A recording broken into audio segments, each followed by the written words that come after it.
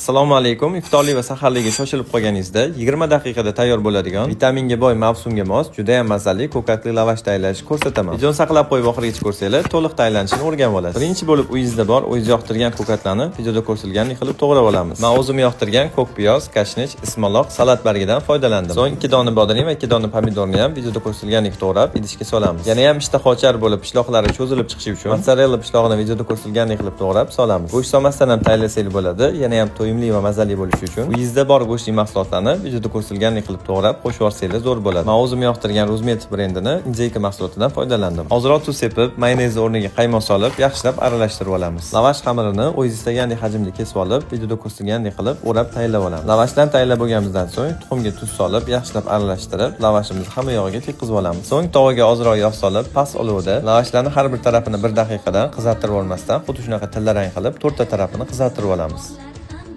To'liq retsepti souslari bilan pastga yozib qoldiraman. Video foydali bo'lgan bo'lsa, yaqinlarga jo'natib, bitta like aytmasanglar xursand bo'laman.